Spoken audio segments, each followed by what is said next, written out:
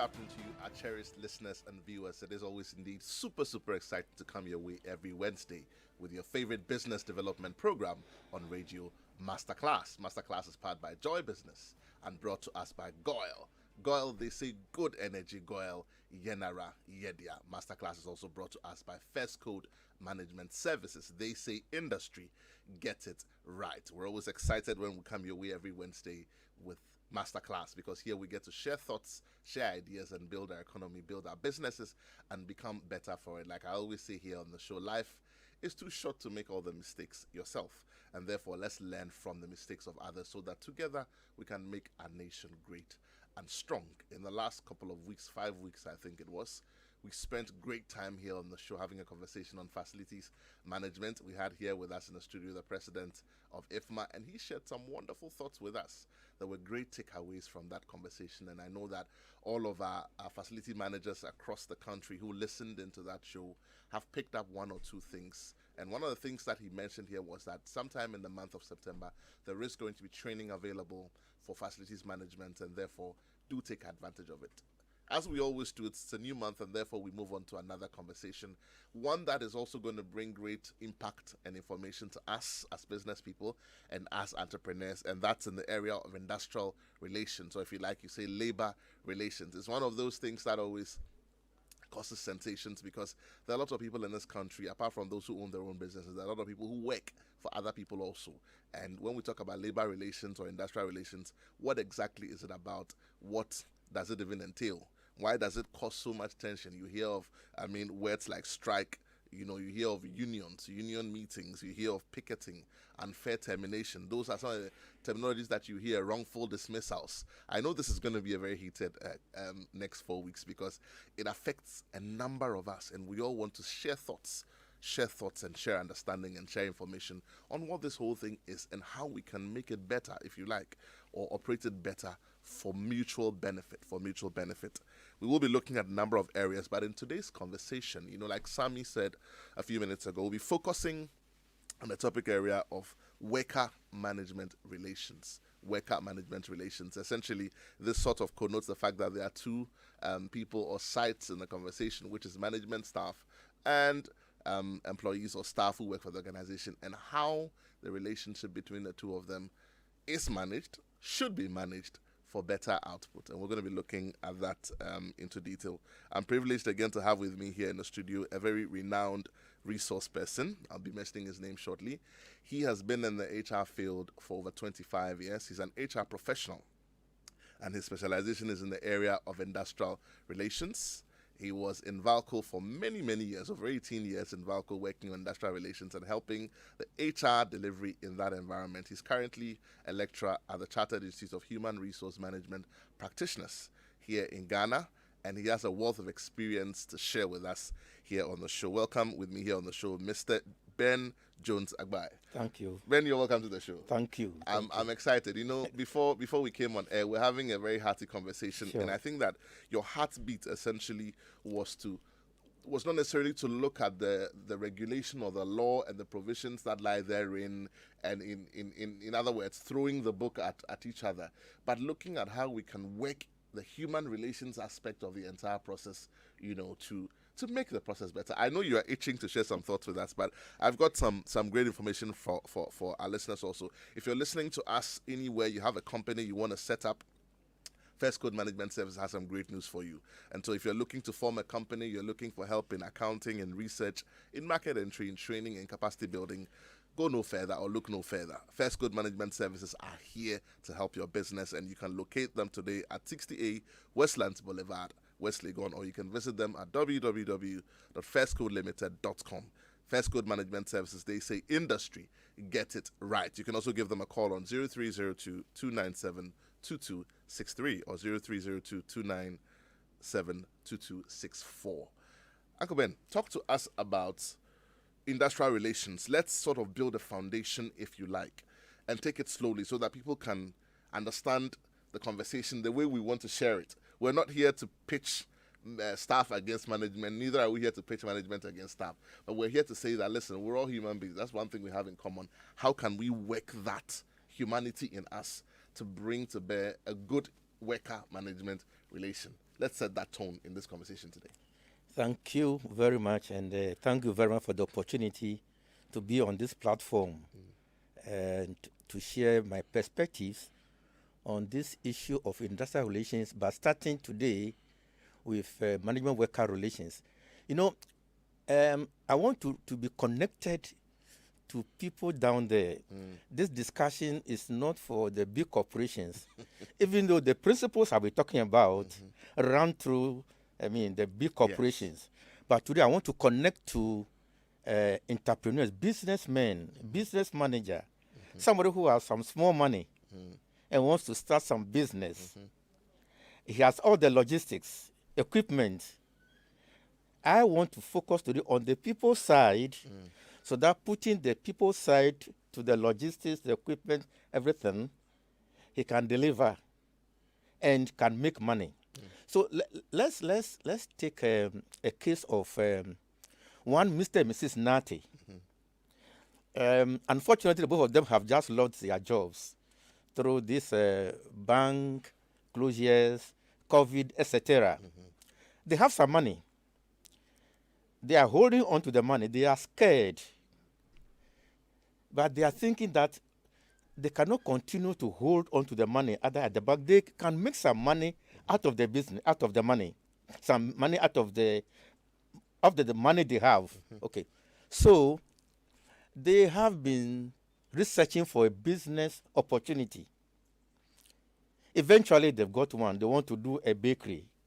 They've made out that there's no bakery in their neighborhood. So if people perhaps want to buy pastries and bread and those kind of things, they may have to either walk out or drive out of the community.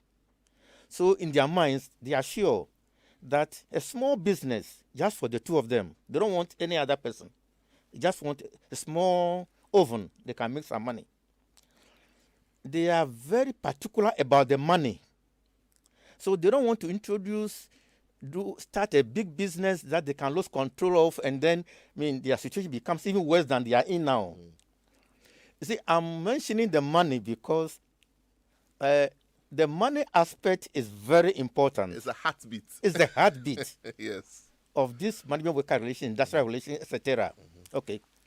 So they've put together everything, and they've started some small baking. And for all you know, they've started making money. The market has just embraced their products that they are turning out to the market. And it has occurred to them that the two of them, they are about 45, 40, 30, 43. They cannot do this thing day and night because you have to go to where you need the flour, bring it home, cut it, put the frying, baking pans, etc. They cannot do it, continue. More so when the demand for their products is increasing. So they have decided to bring in some people to come and help them. Contrary to their initial position. Contrary to their initial thinking that, hey, this is just a small business. Of course, they are also seeing some opportunity, increased money opportunity. That, hey, if we are able to increase this, we will make more money. We need people. So they have searched through friends, etc., and they have got some bakers, and they've invited them, say, yeah, we can help you. They are bringing in workers. And as soon as they bring in 1 or 2, 3 workers to come and help, a relationship is beginning to be established. Management, Mr. and Mrs. Nate are turning into management, and the few bakers that they are bringing in, they've got an old jalopy that they are using to distribute the bread. Now, Mr. Nate doesn't have to go out and distribute the bread. So they have brought in a driver, etc. Before they are aware, they've brought in about 20 people. The business has started. It's growing, it's expanding. The business is expanding, growing. They can begin to see money. But, their eyes are on the money because they had thought about how to apply the money whether to take it for that treasury bills or go into this business. So their eyes are constantly on the money. So they brought in these people to come and help them. Not help them, help their business, so that they can make money and they can also make money. And let me quickly point out something. You see, the economics of every employee or employees is tied directly to the economics of the business. When the business makes money, the employees will make money. You cannot work at ABC and go and get your salary from XYZ. And I think I want to point out that this afternoon, and workers should be constantly aware of the fact that their prosperity as employees is tied to the prosperity of their business. So they brought in these people. What do you think Mr. and Mrs. Nati are looking for? Mr. and Mrs. Nati are looking for workers who are really into the business. They understand, they begin to identify with the business. Mr. and Mrs. Nati are looking for hardworking people. Mr. and Mrs. Nati are looking for workers who have the right attitudes. Later we'll be talking about this attitude, but let me just for now, take us along this way. So, Mr. and Mrs. Nati, they want a return on their investment. Mr. and Mrs. Nati are looking for efficiency. Mr. and Mrs. are looking for profit, reward for the risk they have taken. They are looking for that. Except that they will not take the trumpet and blow it to the workers that, hey, this is what we are looking for in this business. But they are looking for all of this, efficiency. They want these people who are working for them to come out and work efficiently.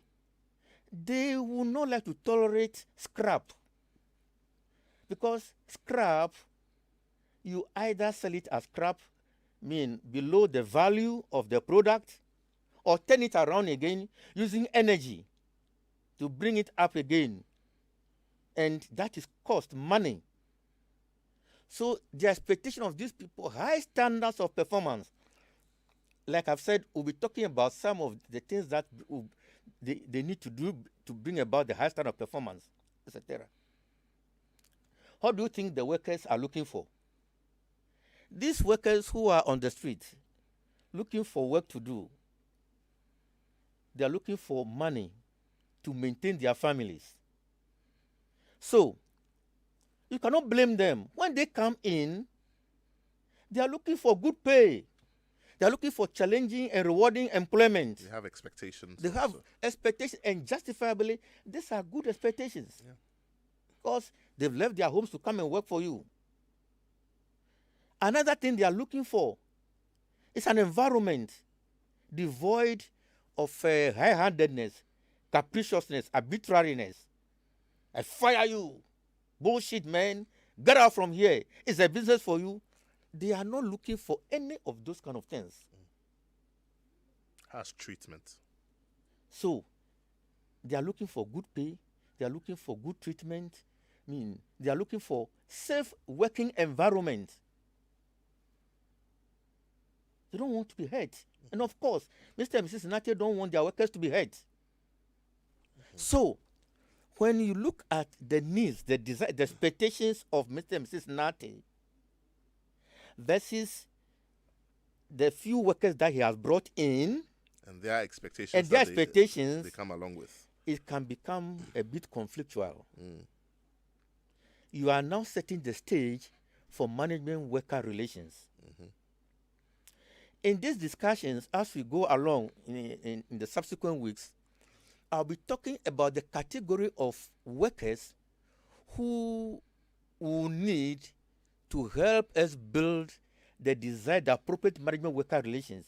So, even though I don't want to be theoretically driven in these discussions, I want to put 3 categories of workers into an oblong, something like an oblong. At the top, Mr. and Mrs. Nate, they are the strategic apex of this small bakery. The strategic apex. You can call it the CEO. You can call it the senior management. Whatever you want, you can call it. Shareholders, owners. Shareholder owners.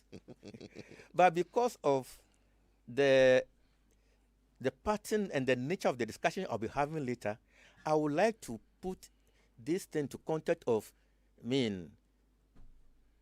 strategic apex, and then down there the operating core. The operating core are the people who bring value to the business.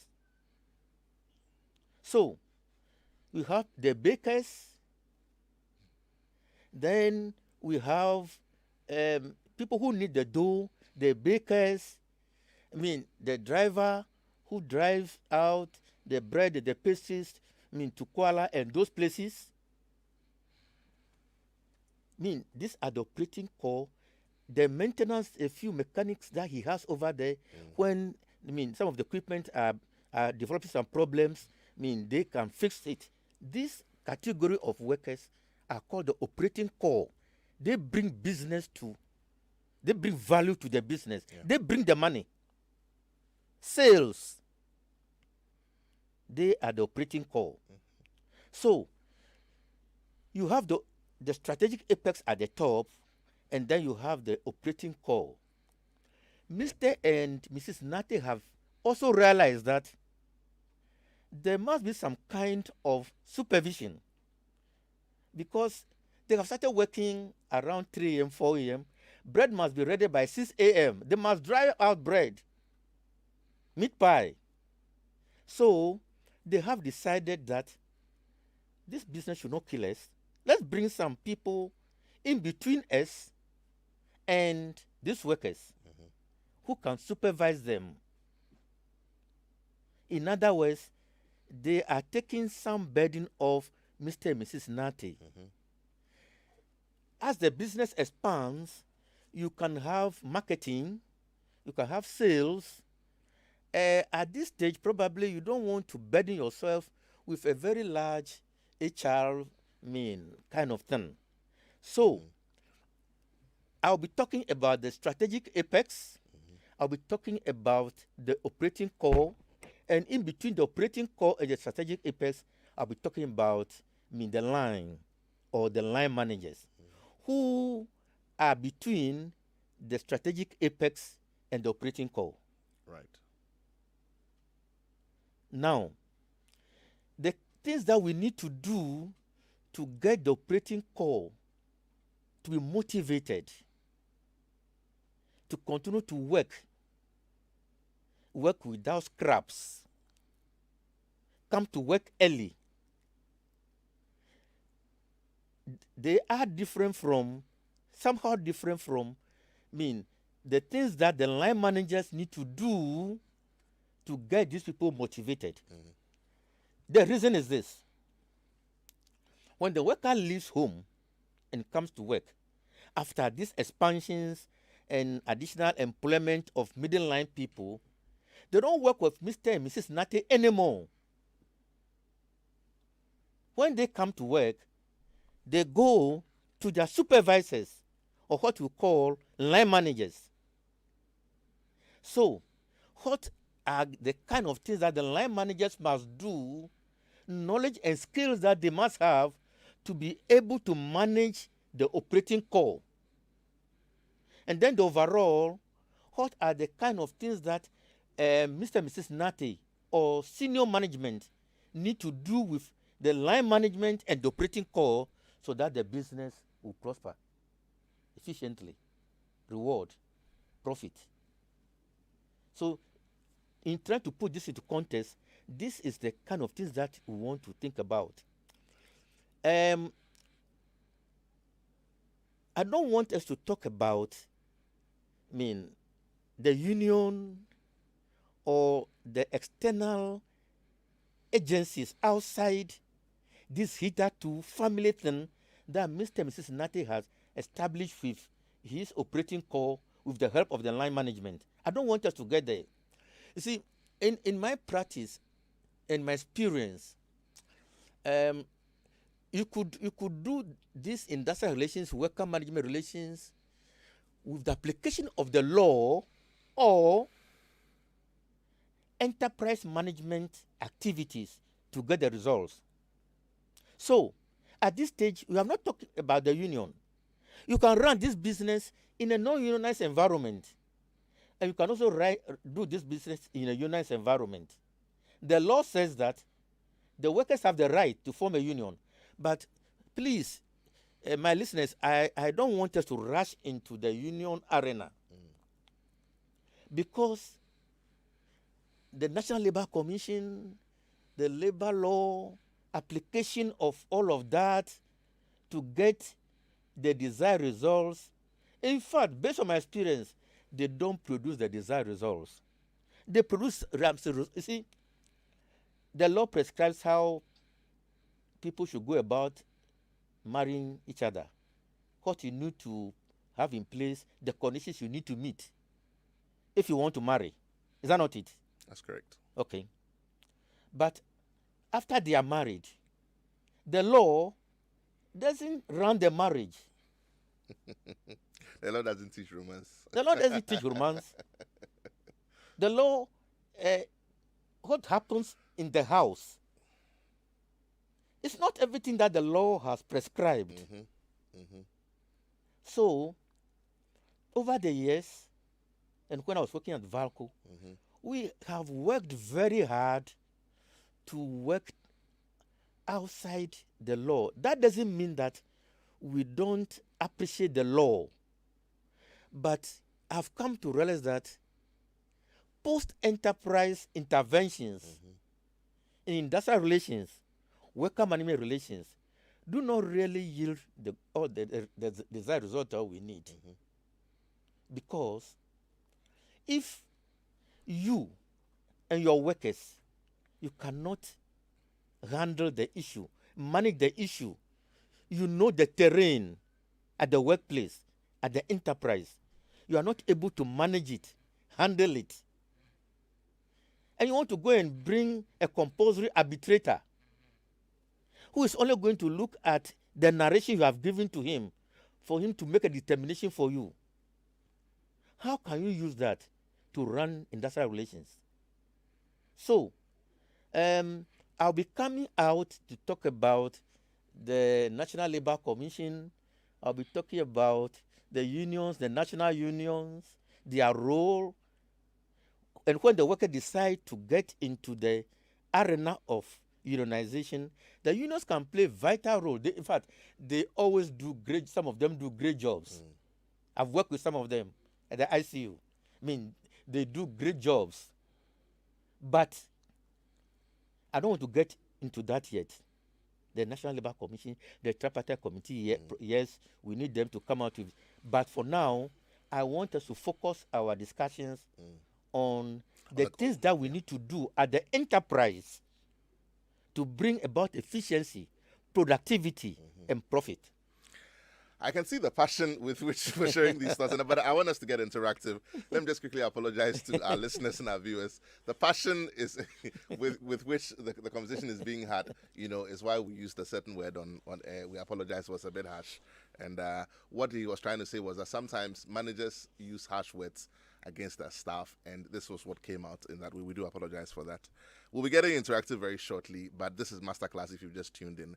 And we're having a conversation here in the studio with Mr. Ben Jones Agbai, HR professional. He's had HR experience, over 25 years of it under his belt. Currently a lecturer at the Chartered Institute of Human Resource Management Practitioners. We want to get interactive. We're discussing industrial relations, worker management context. Today we're sort of setting the platform for the conversation, but we want to get interactive so that we'll be able to pick your thoughts right now. When we get back, we will open the phone lines, but we also want to mention quickly that our sponsors for the show today, Goyle is a sponsor of the show today. Goyle, they say good energy, NRA. Their First Code Management Services are also sponsoring us today. And also Lancaster University is also one of our new sponsors here on Masterclass. Lancaster University, we'll be spending some time with them in the coming weeks, sharing some thoughts on exactly what offering they have and what the unique proposition is, so that you can always walk up to them and pick up some information from them as well. We'll take a quick message from our sponsors. When we come back, we open the phone lines. We do that right now. In these moments of increasing uncertainties, firms are compelled to seek tailored solutions to reduce risk and grow their businesses. For startup investors, SMEs and business owners, First Code Management Services provides advisory and facilitation support for company formation and business setup, corporate secretarial and business compliance, accounting, research and market entry, as well as training and capacity building. First Code Management Services is your first point of call for your management support services. Talk to us today. Call us on 0302-297-2263 or 0302-297-2264. Locate us at 60A Westlands Boulevard, West Legon, or visit firstcodelimited.com for more. Industry. Get it right.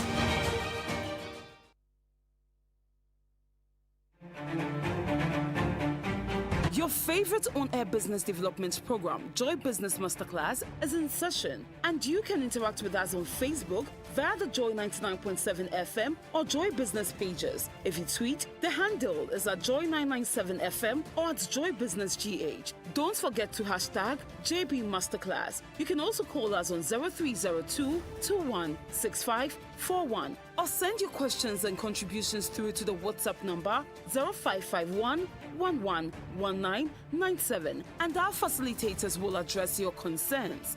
Attention everyone, class is in progress.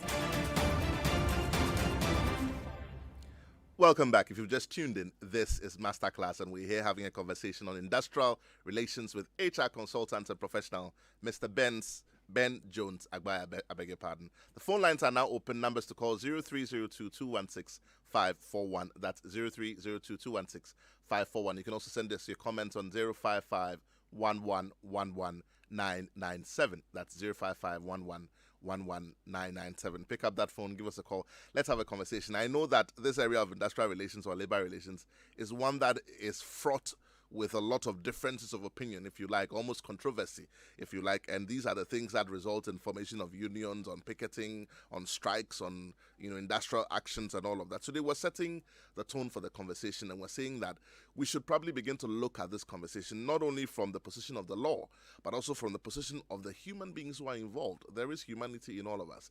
Can we somewhat work that humanity to address the issues of labor relations so that there's mutual benefit all the time? Mr. Agbai, who's been doing this for over 18 years in Valco, says, yes, it is possible. He has done that. He will share a few scenarios with us without giving too much detail. But let's hear what you think. What do you think? Pick up that phone and give us a call. While we're waiting for the phone lines to ring, just remind us also that Joy Business comes your way again this evening at 6 p.m. on social media. And we'll be having a conversation with Mr. Desmond Ahia, who's a group accountant of the Bank of Scotland. That conversation will be hosted by our head of Joy Business, Odelia Intiamwa. Do make a date. The topic for conversation will be positioning your books for investment. Positioning your books for investment. Odelia will be hosting that show, and we'll be spending time with Mr. Desmond here, who's a group accountant of the Bank of Scotland. Time is 6 p.m. and is on social media. So by all means, do go on our Facebook page and join that conversation live. First Code Management Services also have some wonderful information for us, and they are saying that if you have any company of any kind, you're forming a company, you're looking for accounting, you're looking for someone to look through your books to help you with training, with capacity building, First Code Management Services are your first point of call. And they're saying that call them today or talk to them on 0302-2972-263 or 0302-2972-264. You can locate them at 60A Westlands Boulevard, West Legon, or visit them at www.firstcodelimited.com. They say industry, get it right. Goyle also has some wonderful information for us.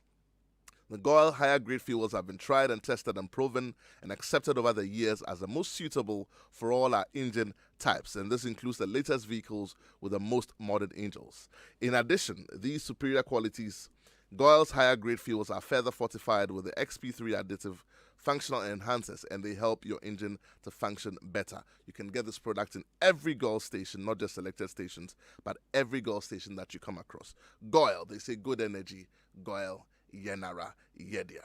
waiting for those phone lines to ring. Pick up that phone. Give us a call, 0302 216 541. That's 0302 216 541. Or send us your comments on 055 997. Labor relations, industrial relations. What is your experience? You're an HR professional. You're in a company. You're working. Is there a union in your company? What happens? How do you handle your union processes or your labor processes? If you do not have a union, what have you read about? What do you know is what pertains, and how should it be handled? Let's hear your thoughts. Let's have a conversation together, and let's make it our country better for it.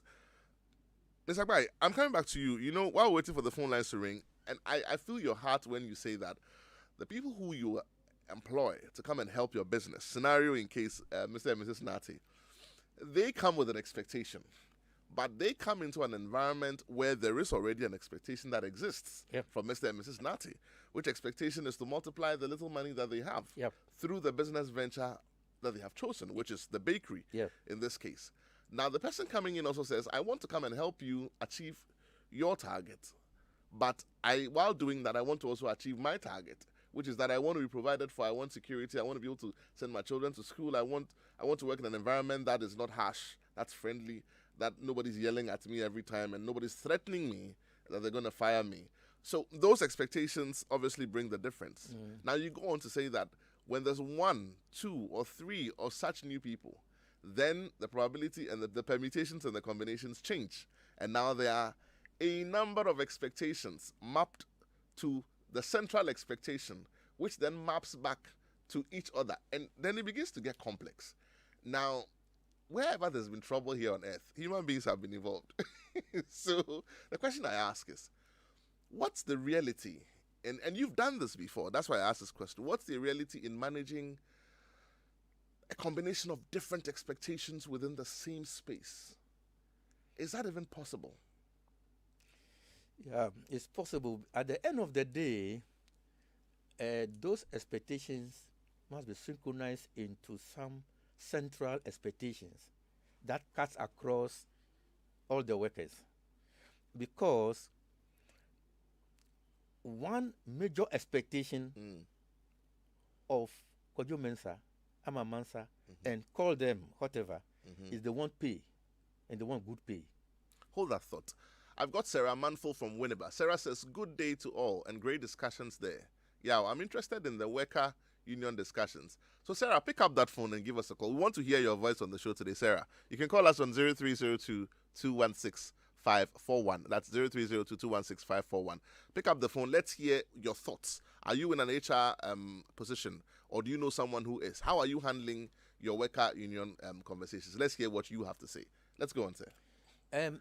You know, one of the things that I want to emphasize as we go on with the discussions is that I see a lot of vulnerability of people nowadays as a result of the unemployment situation that we are in. And I can also sense strongly the needs of people who have gotten some small money and want to go into business and are doing some business. And my message for them is that, hey, business manager, do your business, but bear in mind that it is the people who are going to do the work with you. And carry you along. Hold that thought. I have a caller on the line. Good afternoon. You're welcome to Masterclass. Your name, where you're calling from. Good afternoon. My name is Ken. I'm calling from Achimota. Talk to me, Ken. I'm listening to the program, and I really enjoy the way the consultant is talking about the relations between the employer and the employees. Right. You know, more employees, when they come to work or when they apply for a job, their first point of call is how much they are going to get. How much they are going to get. Without thinking how much they are going to give to their employer. And being an employer, you can also assess or to know how much you are going to earn from your employee before you can manage or tell him how much you can also afford to pay. Right.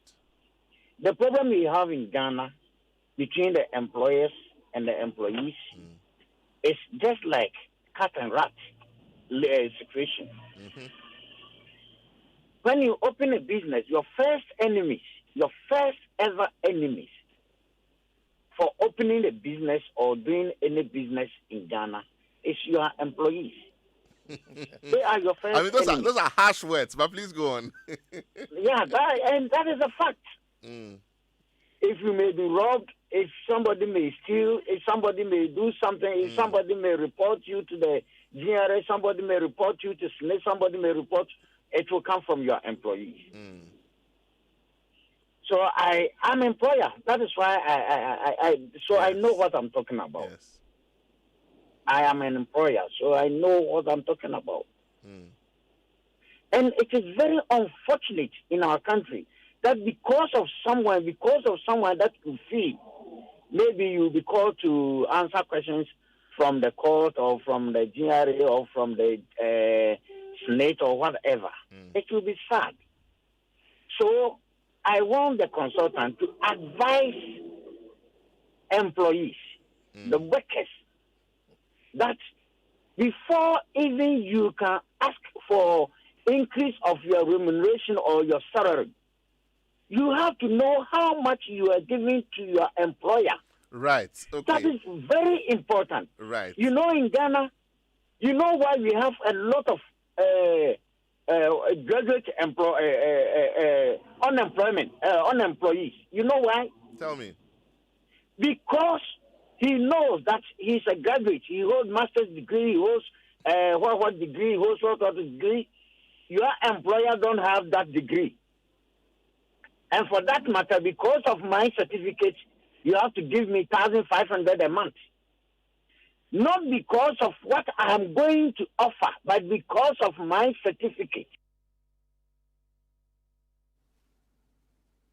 Oh, I think I lost Ken there. But he was making a very wonderful point. Is Ken still on?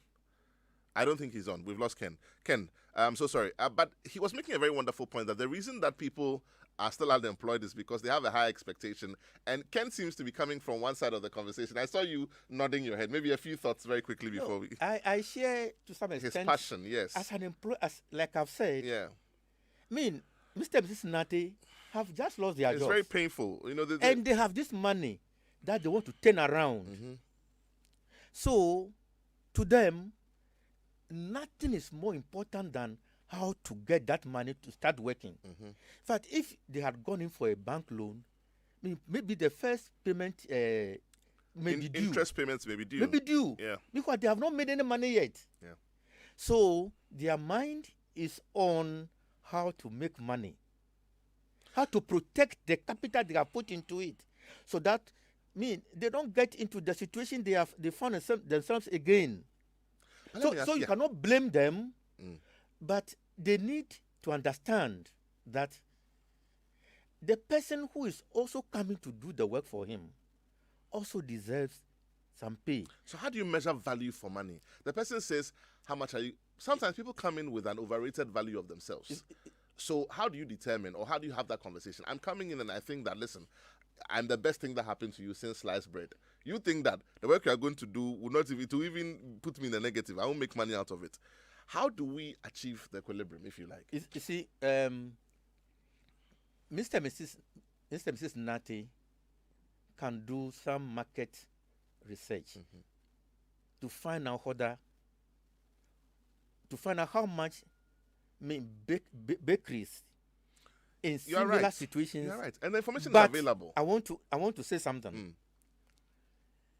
If you work for a bank that has been established today, you should not expect to be paid as a worker in a bank like Standard Chartered that have grown over the years to where they are now. In terms of assets and everything, and can pay certain level of salaries. Yeah. I think the view of our friend who called, and probably that is one of the problems that we have, is that some workers tend to have an exaggerated expectation. You cannot enter a business today and the man is sitting in his small room calculating when the next loan payment is due, and expect that it should be paid like a bakery of koalas. But let me ask a question, sir. And I asked that question because I want to be on the other side of the conversation, yes, just so we can have perspective. One of the basic human instincts is survival. Yeah. Now, I went to school. Whether somebody paid my fees, whether the government gave me loan or not, my parents paid for me. There's a value on me. I'm a class 1 baker with a class 1 certificate. Depends on where I work. I'll get paid differently. Yeah. But there should be a basic line below which I shouldn't go. Yeah. And even as a nation, we have minimum wage. Yeah. So if I'm coming into your company and I have a certain expectation, while I understand that the strength of your company plays in how much I get paid, is it wrong for me to have an expectation that I am worth this and nothing lower than that? Yeah, you see, you could be worth whatever you think you are worth, but the company must have the ability to pay you. I see what you mean. So I can carry my worth on my head, or I can find a place that can pay my worth. Is that what you I mean? That's what we're saying, literally. People come to Multimedia Joy. They have all sorts of qualifications, and they have certain views about themselves. What they think they are worth. Yeah. But Joy is not BBC or CNN. So you don't expect Joy or Multimedia to pay you, as a worker of CNN. Yeah. Because each organization has its paying capacity and ability. That's true. So that's where the negotiation comes in, isn't it? So in a unionized environment, that is where the union articulates the views of the workers, etc., and then they meet with management and negotiate. But I'm saying that even in a non-unionized environment, it's possible for both management and the workers to come together and agree. I've said something that if the company doesn't do well, if the bakery does well, Mr. Mr. will not be so wicked as not to give something good. But is that always the case? When you have held that and I'm sure, right? I'm sure that on this show, the next 4 weeks, you will hear cases where people will call in and say they've helped companies to grow. You see, so I think that it's both sides of the conversation, where they've helped companies to grow, and in your good heart, you expected the company to reach back to you, but they didn't. So sometimes I don't know. I mean, you are the professional, but I think that there's a lot of sentiment on this conversation. Yeah. What should we take away from today's conversation, and what are we going to do next week? What I want to take from this conversation is that if we forget everything, what should we take away? I want to particularly reach out to young entrepreneurs. Who have invested some money into a business opportunity. I want to tell them that they should take their time. Workers who have been hired into these organizations must also take their time. The business will grow. Mr. and Mrs. Nache should treat their workers with dignity and respect. Be mindful of the fact that they must be paid for business to grow, survive, and grow. And over time, they will all begin to enjoy the fruits of their labor. Issues regarding to specific needs, we want this, we want that, we want that, we want that. The business is not yet ready to meet those needs. So there should be temperance on both sides. Yes. I'm sure we'll spend a bit more time on that. I've got Mr. Mable, final comment on social media. He says, good afternoon, Yaw, and your resource person. My resource person is Mr. Ben Jones Agbai. He says, please, I want all employers to ensure workers they employ have a written down contract, properly drafted. Also, employees should learn to respect the terms and conditions of their contract. Thank you. This is from Mr. Amable. Thank you for sending us that comment. There's so much to share, and I can feel the passion coming. Next week, what do we talk about? Next week, I'll be talking about what middle line managers, supervisors should be doing in order to promote harmonious, cooperative management worker relations. Beautiful. So this is the role of managers in ensuring effective worker relations. Yes. And Mr. Mabel, I get him. I didn't want to get into the legalities of contract. Let's take note of his comment. No, but it's a genuine and legitimate comment. Yes. I share it. Yeah. And unfortunately, we've run out of time. Let's take note of his comment. When we start the show next week, we'll by all means start with that. This has been Masterclass here on your Superstation. Mr. Ben Jones Agbai has also written a book, Industrial Relations. Topic is the theory, the practices of the theory, achieving organizational performance. We'll put this book out again next week, and he will put his number out again so that if you want to reach him for any consultation or even get a copy of the book, you are also able to do that. This has been Masterclass. The first edition of this conversation, like I said, has been explosive. Next week we continue, and I know that we're going to get a lot of reaction also on Facebook. Thank you for listening. We continue with the same conversation. My name is Yaw Anim Barnafo, and this has been Masterclass. We'll see you same time next week.